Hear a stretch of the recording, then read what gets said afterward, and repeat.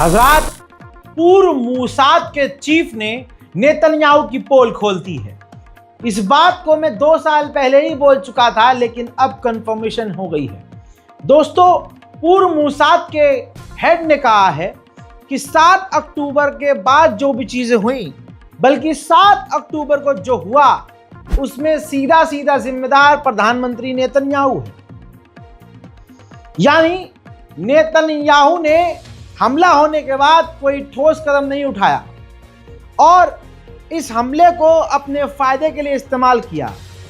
उस दौरान ये भी खबरें आई थी दोस्तों, और मैंने आपको बताया था कि नेतन्याहू ने, उनकी गवर्नमेंट ने, जिस जगह ये पार्टी चल रही थी यहूदियों की, वहां से सिक्योरिटी बिल्कुल हटा दी थी। पहलगांव में जो आतंकवादी हमला हुआ पाकिस्तान के द्वारा, आज भी इसका जवाब किसी के पास नहीं है कि वहां से सिक्योरिटी हटाई क्यों गई थी।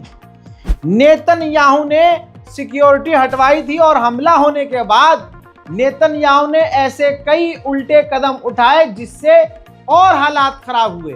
ये पूर्व मूसाद का चीफ कह रहा है।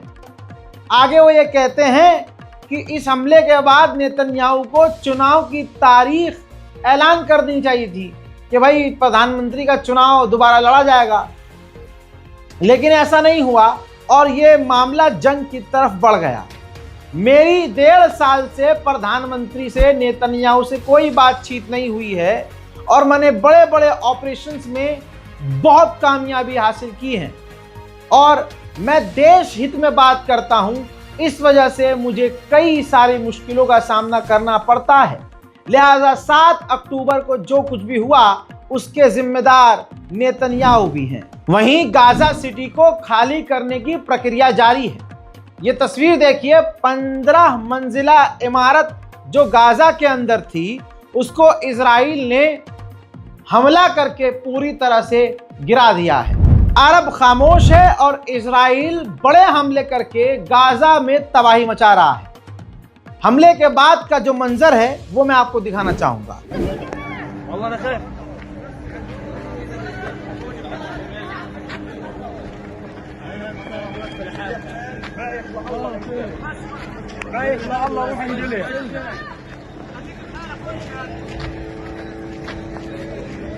منزل برج السوسي.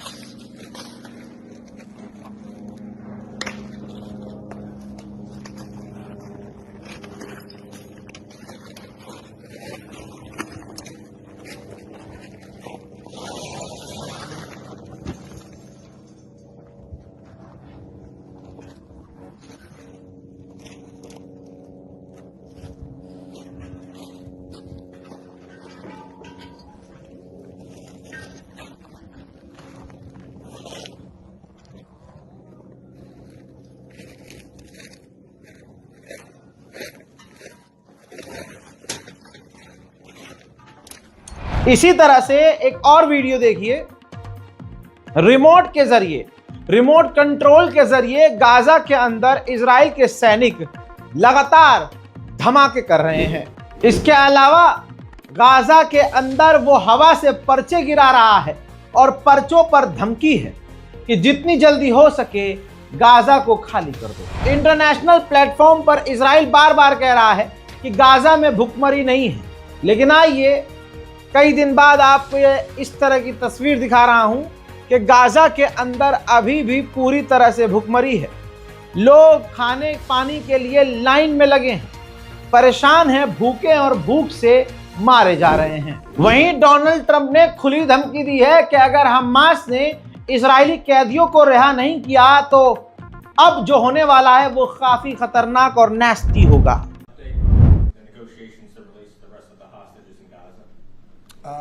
We're in very deep negotiation with Hamas. We said, let them all out right now, let them all out, and much better things will happen for them. But if you don't let them all out, it's going to be a tough situation. It's going to be nasty. That's my opinion. Israel की औकात Israel के अखबार भी बीच बीच में दिखा देते हैं। जैसे ये देखिए, टाइम्स ऑफ इजराइल ने कहा कि इजराइल की गवर्नमेंट ने हमास से कहा कि सरेंडर कर दो, वरना गाजा को बराबर कर देंगे, सब तबाह कर देंगे।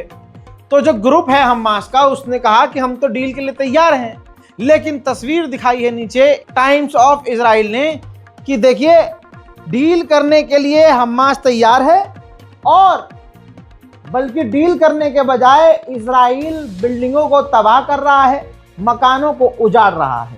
तस्वीर नीचे 3 एज कोलाज उसने लगाकर अखबार ने दिखाया है। इजराइल के सैनिक जो वॉर क्राइम कर रहे हैं उसकी तस्वीर भी ये देख लीजिए, खुद ही पोस्ट किया है। लाइन क्या लिखी है? जब तक आखिरी व्यक्ति ना खत्म हो जाए, अनटिल नो वन रिमेन, जब तक कोई भी गाजा में ना बचे। यानी ये तब तक नरसंहार कत्लेआम करेंगे जब तक गाजा में सब के सब मर नहीं जाते। अब सुनिए यूएन की रिपोर्ट ने क्या कहा है।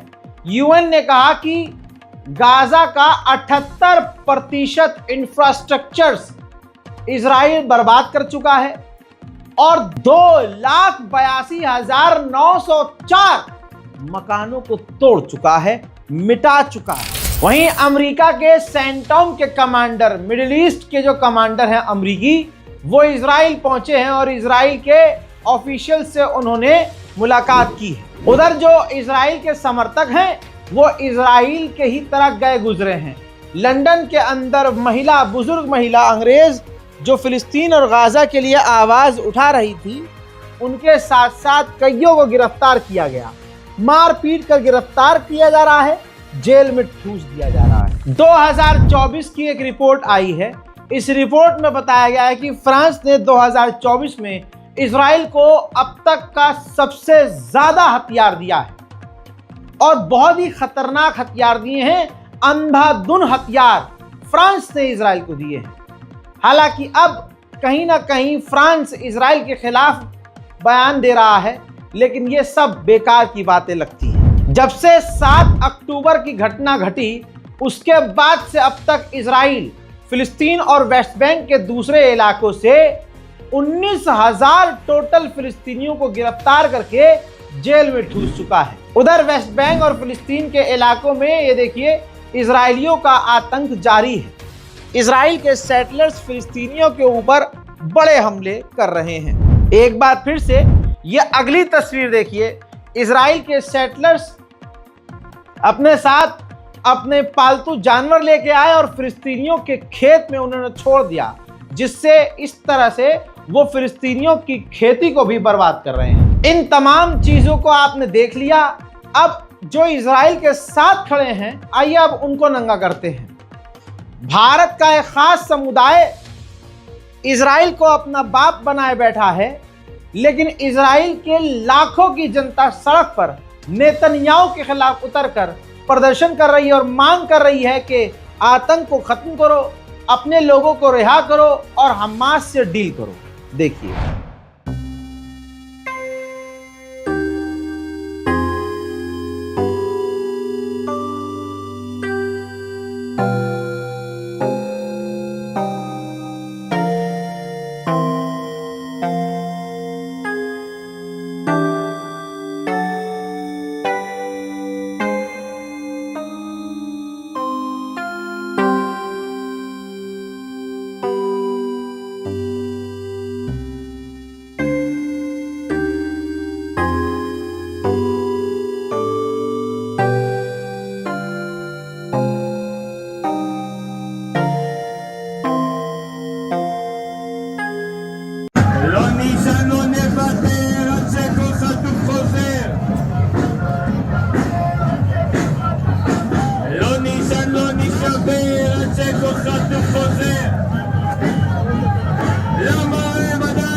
मोहतरम हज़रात, फिलहाल के इस रिपोर्ट में इतना ही। इस रिपोर्ट को शेयर करना बिल्कुल मत भूलिएगा।